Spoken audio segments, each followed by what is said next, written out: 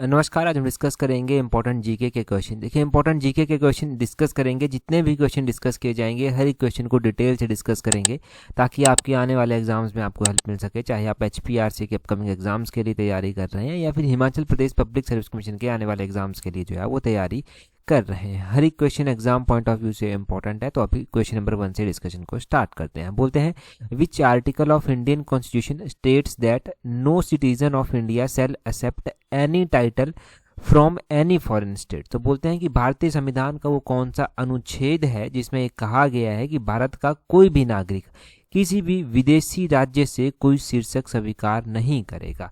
मतलब Indian citizen जो कोई है वो कोई भी टाइटल फॉरेन स्टेट से जो है वो नहीं लेगा। ये जो है वो कौन से आर्टिकल में जो है वो बात जो है वो बोली गई है। अगर आप फंडामेंटल राइट्स बेसिकली पढ़ते हैं तो फंडामेंटल राइट्स में ही जो है ये कहा गया है।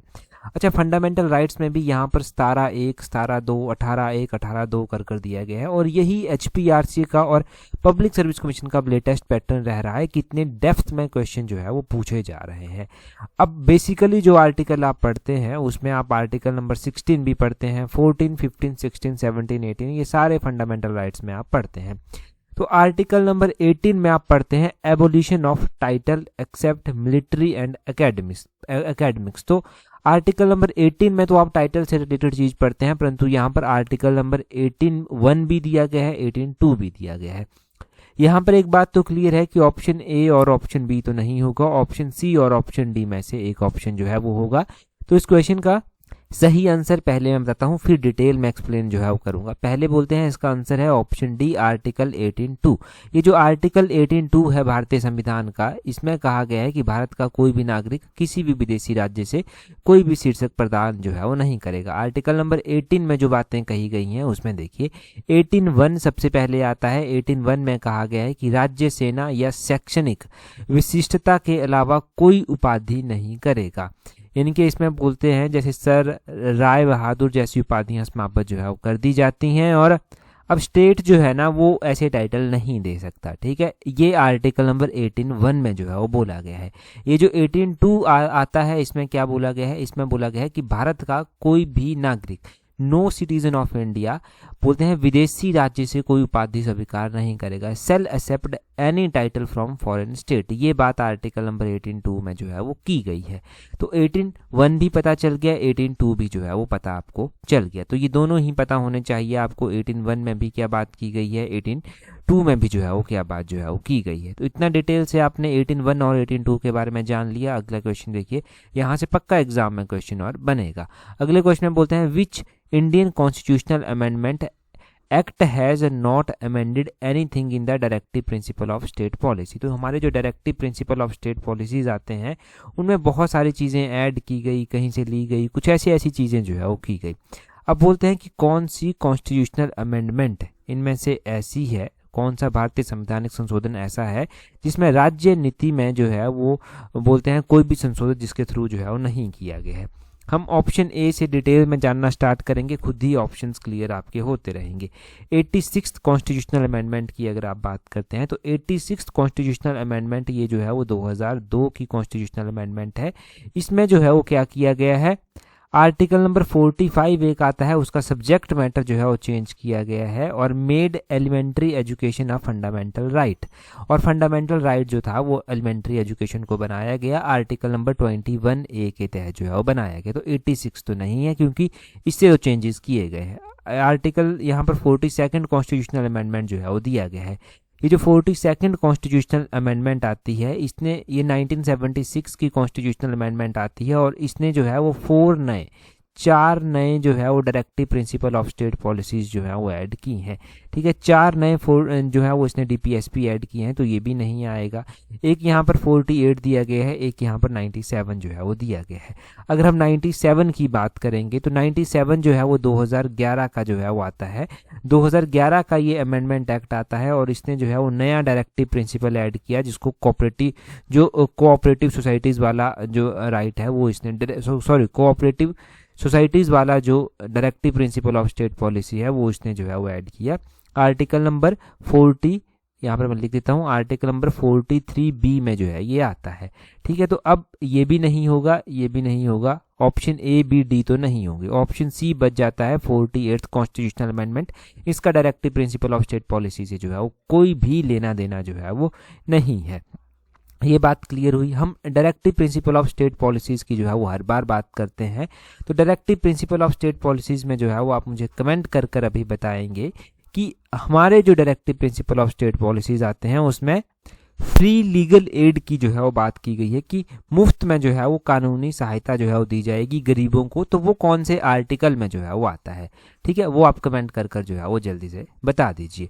अगला क्वेश्चन देखिए क्या बोलते हैं, यहाँ पर बोलते हैं इन विच ईयर IPTA यानी कि the Indian Peoples Theatre Association was establish. तो ये इंडियन पीपल्स थिएटर एसोसिएशन की स्थापना जो है वो कब की गई थी। अगर हम बात करते हैं Indian peoples of theatre association की कि इसकी स्थापना जो था वो कौन से ईयर में जो था वो की गई थी, तो इसकी जो स्थापना की गई थी वो 1943 में जो था वो की गई थी। ऑप्शन डी इसका सही आंसर हो जाएगा। ये जो है वो बनाया कहाँ पर गया था, ये कलकत्ता में जो है वो इसकी स्थापना जो था वो की गई थी। ठीक है, और इंडियन पीपल थिएटर एसोसिएशन के बारे में आपको क्या बातें, क्या चीज़ें जो है वो याद रखनी चाहिए। अगर हम इंडियन पीपल थिएटर एसोसिएशन की बात करते हैं तो पहले तो नोट करें कि इस तरह के क्वेश्चन ज़्यादा HPRC जो है वो पूछता है। अब ये जो है वो बोलते हैं कि स्थापित जो किया गया था तो ये कम्युनिस्ट पार्टी के द्वारा जो है वो स्थापित किया गया था। इंडियन पीपल थिएटर एसोसिएशन की स्थापना कम्युनिस्ट पार्टी के द्वारा की गई थी। तो ये भी पूछ लिया जाता है कि किस पार्टी ने जो है वो इसकी स्थापना जो था वो की थी, तो कम्युनिस्ट पार्टी ने इसकी स्थापना की थी। जो हिंदी के क्षेत्र थे वहां पर इसको भारतीय जन नाट्य संघ बोलते थे। असम और जो पश्चिम बंगाल जैसे स्टेट थे वहां पर इसको जो है वो भारतीय गण नाट्य संघ या फिर गण संस्कृति संघ के नाम से जाना जाता था। आंध्र प्रदेश में से प्रजा नाट्य मंडली के नाम से जो था वो जाना जाता था।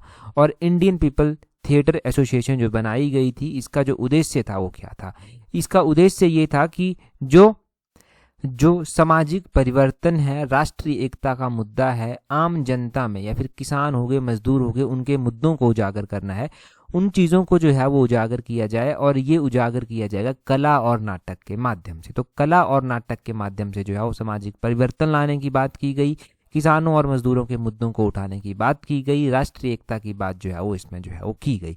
तो ये सब चीज़ें जो है वो इंडियन पीपल थिएटर एसोसिएशन के माध्यम से जो था वो की गई थी।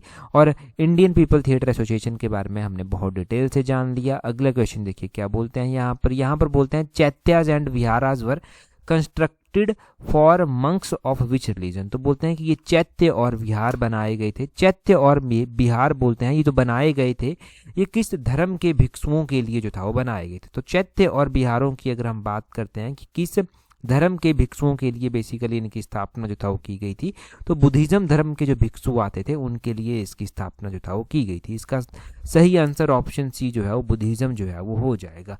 अब यहीं पर हम कुछ इंपॉर्टेंट चीज़ें जान लेते हैं बौद्ध धर्म के बारे में, और यहाँ से जो जो इम्पोर्टेंट है वो आपको साथ में नोट भी करते जाना है। जो बौद्ध धर्म था उसकी स्थापना जो था वो महात्मा बुद्ध के द्वारा की गई थी। बुद्ध का मतलब ही होता है प्रकाशमान या फिर जागृत होना, ये जो है बुद्ध का मतलब होता है। अगर हम बात करें इस धर्म के बारे में कि इसमें क्या क्या मुख्य चीज़ें याद रखने वाली हैं, तो एक तो गौतम बुद्ध थे। गौतम बुद्ध का जन्म लुम्बिनी में हुआ था। इनकी जो मृत्यु हुई थी वो जो है वो मल्लों की राजधानी कुशीनगर में जो था वो हुई थी। अगर हम बात करते हैं कि बौद्ध संगीतियाँ भी हुई, तो बौद्ध संगीतियाँ जो है वो 4 हुई हैं। पहली बौद्ध संगीति जो है वो सप्तपर्णी गुफा में हुई है, अजातशत्रु के कार्यकाल के दौरान जो है ये हुई है। दूसरी बौद्ध संगीति जो है वो वैशाली में हुई है, कलाशोक के कार्यकाल के दौरान जो है ये हुई है। तीसरी बौद्ध संगीति जो है वो पाटलिपुत्र में हुई है और अशोक के कार्यकाल के दौरान जो है ये हुई है। और चौथी जो बौद्ध संगीति हुई है वो कुंडलवन में हुई है, कनिष्क के कार्यकाल के दौरान जो है ये हुई है। इसमें जो है बौद्ध धर्म में त्रिरत्न कॉन्सेप्ट भी ये आता है। 3 रत्न का कॉन्सेप्ट जो है वो आता है, जिसमें बुद्ध, संघ और धम्म, ये 3 चीज़ें आती हैं। जब तक HPSSC पेपर करवाता था वो बहुत बार पूछ चुका है इस त्रिरत्न के बारे में। इसमें हम चैत्य और विहार की बात कर रहे हैं। तो चैत्य का शाब्दिक अर्थ है चिता संबंधी। शवदाह के पश्चात बचे हुए अवशेषों को भूमि में गाड़ कर उनके ऊपर जो समाधियां बनाई गई उन्हीं को जो है वो चैत्य या फिर बाद में चलकर स्तूप भी जो है वो बोला गया। बिहार की अगर हम बात करते हैं तो बिहार बौद्ध चैत्यों या स्तूपों के पास भिक्षुओं के रहने के लिए आवास बनाया जाता था और इसी को जो है वो विहार बोला जाता था। चैत्यों के उपासना स्थल में परिवर्तन हो जाने के कारण उसके समीप ही विहार का निर्माण जो था वो होने लगा बाद में चलकर। ठीक है, तो चैत्य का पता भी चल गया आपको, विहार का पता भी जो है वो चल गया। बौद्ध धर्म में जो 4 संगीतियां मुख्य रूप से हुई उनका भी पता चल गया। बौद्ध धर्म में जो त्रिरत्न है उन त्रिरत्न का कॉन्सेप्ट भी आपको पता चल गया कि त्रिरत्न में क्या क्या चीजें आती हैं, बुद्ध धम्म और संघ, ये चीजें जो है वो आती हैं। और अगर हम बात करते हैं यहाँ पर विश्वविद्यालयों की, तो इसमें जो है वो नालंदा विश्वविद्यालय आता है जिसकी स्थापना कुमारगुप्त फर्स्ट के द्वारा की गई थी। विक्रमशिला आता है जिसकी स्थापना धर्मपाल के द्वारा जो है वो की गई थी। और भी बहुत सारी बुद्धिस्ट मोनेस्ट्रीज जो है वो आती हैं। ठीक है, इतना यहाँ से काफ़ी है याद रखने के लिए। अगले क्वेश्चन की ओर जो है वो बढ़ेंगे। नेक्स्ट क्वेश्चन में हमसे क्या पूछा गया है, परंतु अगला क्वेश्चन हम डिस्कस करें उससे पहले अगर आप तैयारी कर रहे हैं अपने आने वाले पटवारी के एग्जाम के लिए, पंचायत सेक्रेटरी के एग्जाम के लिए, तो आप जुड़ सकते हैं हमारी कॉम्प्रिहेंसिव टेस्ट सीरीज के साथ। इस कॉम्प्रिहेंसिव टेस्ट सीरीज के साथ जुड़कर आप अपने दोनों ही एग्जाम्स को जो है प्रॉपर शेप दे सकते हैं, अपनी तैयारी को प्रॉपर शेप दे सकते हैं, खुद को एनालाइज कर जो है वो आगे जो है वो बढ़ सकते हैं। साथ में ही तैयारी अगर जूनियर ऑफिस असिस्टेंट के एग्जाम के लिए कर रहे हैं तो जूनियर ऑफिस असिस्टेंट की टेस्ट सीरीज का लिंक भी नीचे डिस्क्रिप्शन बॉक्स कमेंट बॉक्स में दिया गया है, वहां से आप इसको भी जो है वो ज्वाइन कर सकते हैं। देखिए ये टेस्ट सीरीज बनाई गई हैं, ये इस हिसाब से बनाई गई है ताकि मैक्सिमम टू मैक्सिमम आप कवर कर सकें और अच्छे से तैयारी कर सकें और पॉकेट फ्रेंडली भी टेस्ट सीरीज जो है वो आपके लिए थोड़ी सी रहे। इसीलिए हमने स्लॉट 4 में जो है वो एक साथ 2 पेपर कवर किए हैं, पटवारी का भी पंचायत सेक्रेटरी का भी।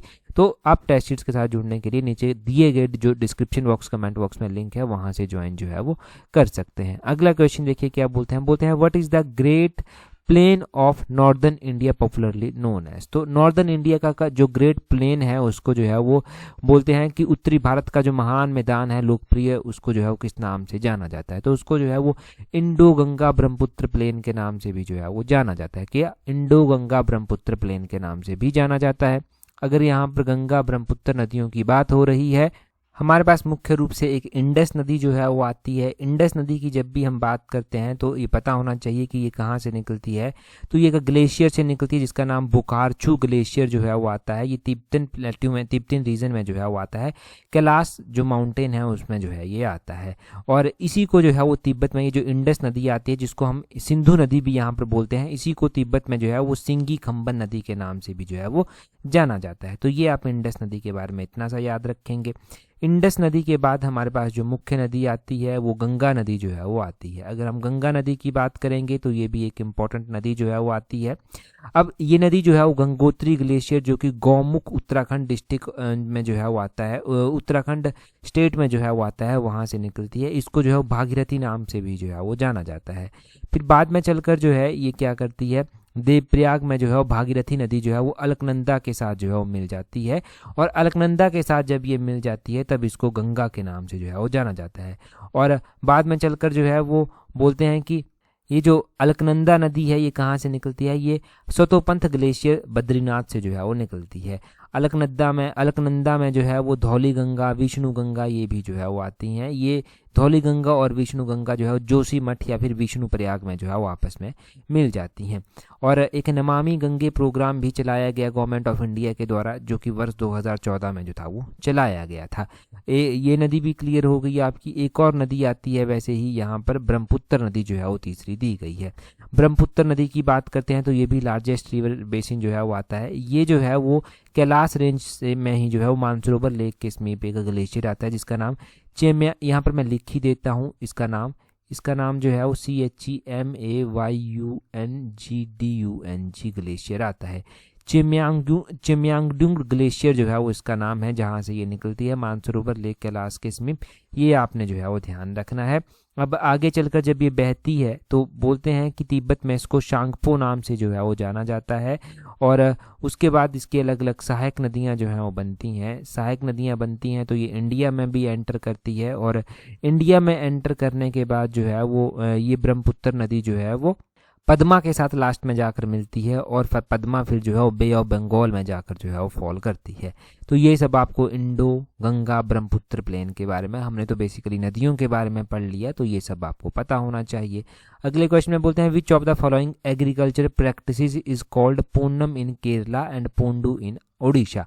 तो हम पढ़ते हैं कि एग्रीकल्चर प्रैक्टिसेस जो बेसिकली शिफ्टिंग कल्टीवेशन है ना, वो इसका सही आंसर होगा, ऑप्शन सी आंसर है।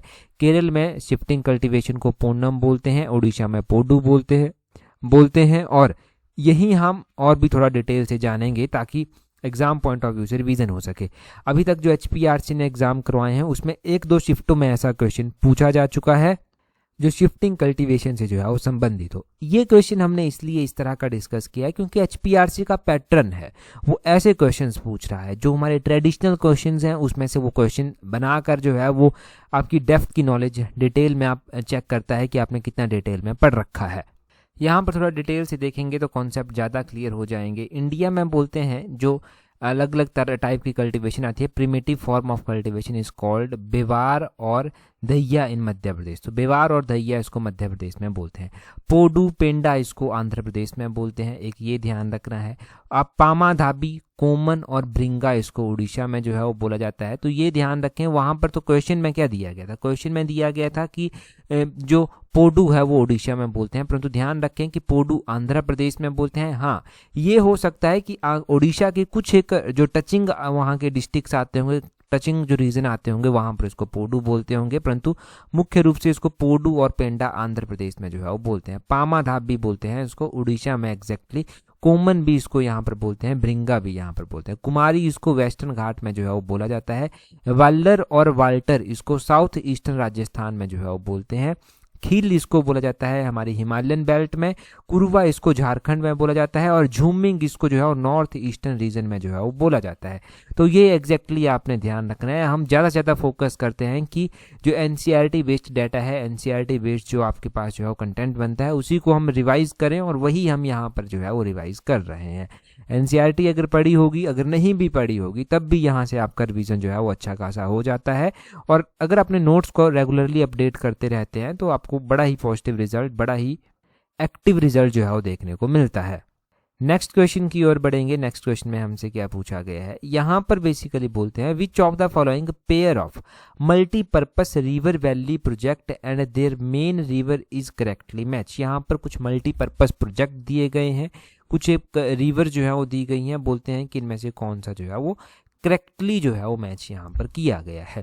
तो करेक्टली मैच यहाँ पर पूछा गया है कि करेक्टली मैच जो है वो कौन सा किया गया है। सबसे पहले हमारे पास सरदार सरोवर डैम दिया गया है, क्या ये तापी नदी के ऊपर है। दूसरा हीराकुंड डैम है, क्या ये महानदी के ऊपर बना हुआ है।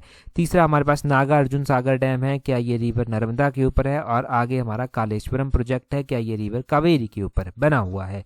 अब हम यहाँ पर एक एक ऑप्शन की जो है वो अच्छे से बात करेंगे कि कौन सा प्रोजेक्ट जो है वो कौन सी नदी के ऊपर जो है वो बना हुआ है। हमारे पास सबसे पहले जो है वो यहाँ पर सरदार सरोवर डैम जो है वो दिया गया है। अगर हम सरदार सरोवर डैम की बात करते हैं कि ये कहाँ पर है, कौन से स्टेट में आता है, तो सरदार सरोवर डैम एक तो आता है आपका स्टेट, आपने मुख्य रूप से ध्यान रखना है गुजरात स्टेट में आता है। तापी नदी के ऊपर जो है ये नहीं आता, ये आपको एग्जैक्टली ध्यान रखना है कि ये जो है वो नर्मदा नदी के ऊपर जो है वो आता है। तो पहला ऑप्शन तो आपके पास जो है वो गलत है, ये नर्मदा नदी के ऊपर जो है वो आता है। दूसरा आपके पास हीराकुंड डैम जो है वो दिया गया है। ये जो हीराकुंड डैम आता है ये उड़ीसा स्टेट में आता है। कहाँ पर आता है, उड़ीसा स्टेट में आता है और महानदी के ऊपर बना हुआ है। तो ये तो करेक्टली मैच यहाँ पर किया गया है। तीसरा आपके पास नागार्जुन सागर डैम दिया गया है, ये दो स्टेट्स के बीच में आता है, आंध्र प्रदेश और तेलंगाना के बीच में आता है। नर्मदा नदी के ऊपर ये बिल्कुल भी नहीं है, ये जो है वो कृष्णा नदी के ऊपर जो है वो बना हुआ है, कृष्णा नदी के ऊपर जो है ये बना हुआ है। तो तीसरा तो गलत हो गया। कालेश्वरम प्रोजेक्ट यहाँ पर दिया गया है। अगर हम कालेश्वरम प्रोजेक्ट की बात करते हैं तो ये जो कालेश्वरम प्रोजेक्ट आता है ये प्रोजेक्ट जो है वो कावेरी नदी के ऊपर जो है वो नहीं बना हुआ है। अच्छा, कावेरी नदी के ऊपर अगर ये नहीं बना हुआ है तो कौन सी नदी के ऊपर बना हुआ है और कौन से स्टेट में जो है ये आता है। तो ये कालेश्वरम प्रोजेक्ट का ध्यान रखें कि ये बना हुआ है एक तो गोदावरी नदी के ऊपर। कौन सी नदी के ऊपर, गोदावरी नदी के ऊपर जो है वो बना हुआ है। और ये जो है वो कालेश्वरम प्रोजेक्ट जो है वो कालेश्वरम जो आता है तेलंगाना में, वहाँ पर जो है वो स्थित है। तो ये आपने ध्यान रखना है। करेक्टली कौन सा मैच है वो तो आपको पता चल ही गया। बाकी हमारा भाखड़ा नंगल डैम आता है जो कि सतलुज रिवर बेसिन पर बना हुआ है। हिमाचल, पंजाब ये स्टेट्स मुख्य यहाँ पर आते हैं। एक दामोदर वैली प्रोजेक्ट है। दामोदर वैली प्रोजेक्ट दामोदर नदी के ऊपर ही बना हुआ है, इसमें कंफ्यूज नहीं होना है आपको। तुंगभद्रा प्रोजेक्ट है जो कि आंध्र प्रदेश कर्नाटक के बीच में आता है, तुंगभद्रा नदी के ऊपर ही बना हुआ है। कोसी प्रोजेक्ट आता है बिहार का, कोसी प्रोजेक्ट कोसी नदी के ऊपर ही बना हुआ है। फराक्का प्रोजेक्ट आता है, ये जो है वो गंगा और भागीरथी के ऊपर बना हुआ है, वेस्ट बंगाल में जो है ये स्थित है। इंदिरा गांधी प्रोजेक्ट एक आता है जो कि सतलुज, ब्यास, रावी नदी के ऊपर बना हुआ है, इरिगेशन के लिए इसको बनाया गया है। राजस्थान, पंजाब, हरियाणा स्टेट जो है वो इसमें बेनिफिशियरी स्टेट बेसिकली जो है वो आते हैं। और अगर हम बात करते हैं, एक काकरापरा प्रोजेक्ट आता है। काकरापरा प्रोजेक्ट जो है वो तापी नदी के ऊपर स्थित है और गुजरात स्टेट में जो है ये आता है। तो काकरापरा का भी ध्यान रखना है कि कौन सी स्टेट में आता है, कौन सी नदी के ऊपर जो है वो बना हुआ है। अच्छा, इडुक्की परियोजना एक आती है, ये पेरियार नदी के ऊपर बनी हुई है और ये केरल स्टेट में जो है वो आती है। एक कोयना प्रोजेक्ट आता है। कोयना मैंने पिछले कल हिमाचल जीके का हमने पढ़ा था, वहाँ पर स्टाफ नर्स में एक क्वेश्चन पूछा गया था हिमाचल से संबंधित, उसमें कोयना ऑप्शन में दिया गया था। तो मैंने वहाँ पर बताया था कि कोयना परियोजना जो है वो महाराष्ट्र स्टेट में स्थित है और कोयना परियोजना जो है वो कोयना नदी के ऊपर ही जो है वो बनी हुई है। पिछले कल ही हमने हिमाचल जीके में एक क्वेश्चन पढ़ा है। तो ऐसे जब इंटरलिंक क्वेश्चन होंगे ना, देखो अब कोयना परियोजना आपको कभी नहीं भूलने वाले। जिन्होंने कल की वीडियो भी देखी थी और अभी की वीडियो भी देख रहे हैं रेगुलरली, उनको कोयना परियोजना कभी नहीं भूलने वाली है। एक परियोजना तो आपकी पक्की ही हो गई। अगला क्वेश्चन देखिए क्या बोलते हैं which of the following acid is not present in fruits and vegetable. तो बोलते हैं कि कौन सा एसिड जो है वो फ्रूट्स और वेजिटेबल में जो है वो प्रेजेंट नहीं होता। यहाँ पर सिट्रिक एसिड जो है वो दिया गया है, यहाँ पर जो है वो ऑक्जेलिक एसिड जो है वो दिया गया है, यहाँ पर जो है वो मेथेनोइक एसिड दिया गया है, यहाँ पर टैरेटेरिक एसिड जो है वो दिया गया है। अब यहाँ पर हम एसिड की बात कर रहे हैं तो देखो सिट्रिक एसिड बेसिकली जो है वो जो खट्टे फ्रूट्स आपके होते हैं उनमें जो है वो होता है। खट्टे फ्रूट्स वेजिटेबल जो भी आ जाएंगे उनमें सिट्रिक एसिड पाया जाएगा।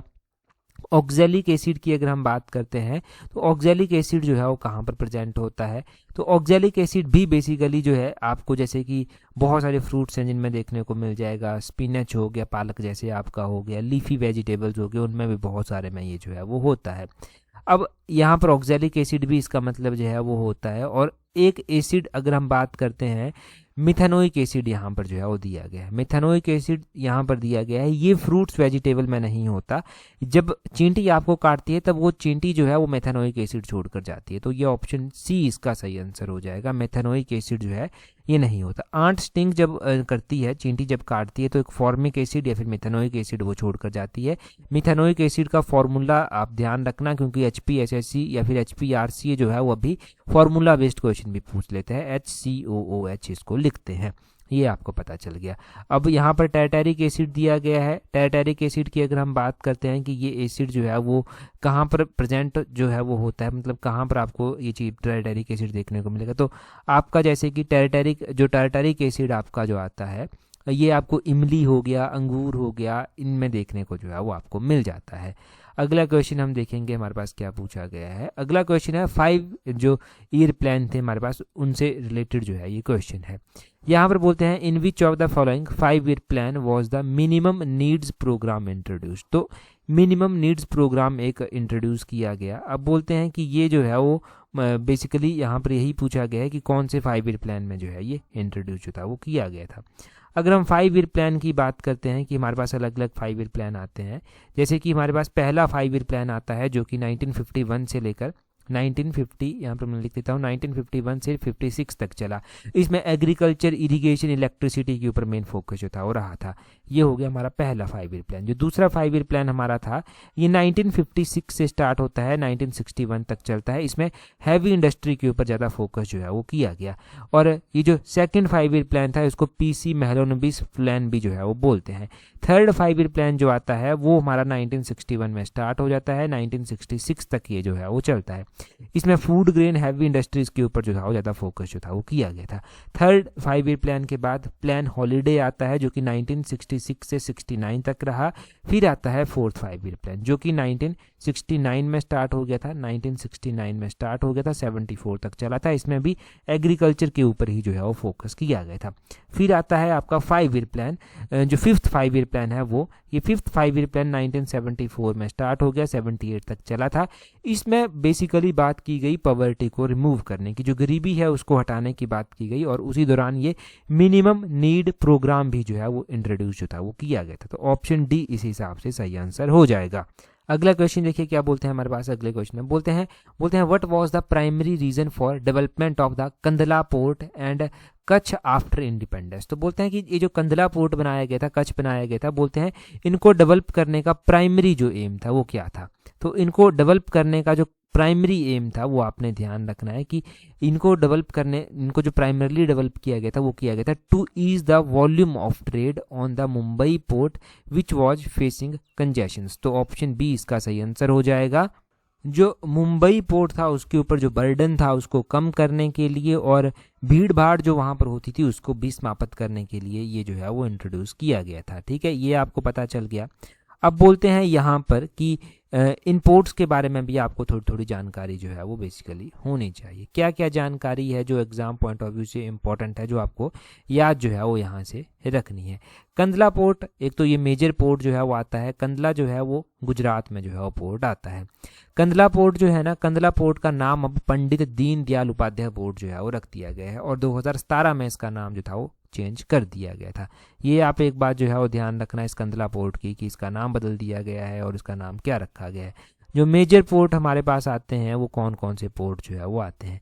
कंदला पोर्ट हो गया गुजरात का, प्रदीप पोर्ट आता है उड़ीसा का, मुंबई में एक पोर्ट आता है महाराष्ट्र में, जवाहरलाल नेहरू पोर्ट भी महाराष्ट्र में आता है, और विशाखापट्टनम। एक बार ऐसा क्वेश्चन शायद पंचायत सेक्रेटरी के एग्जाम में, किसी एग्जाम में लास्ट ईयर पूछा गया था कि ये जो विशाखापट्टनम पोर्ट है वो कहाँ पर आता है, तो ये आंध्र प्रदेश में जो है वो आता है।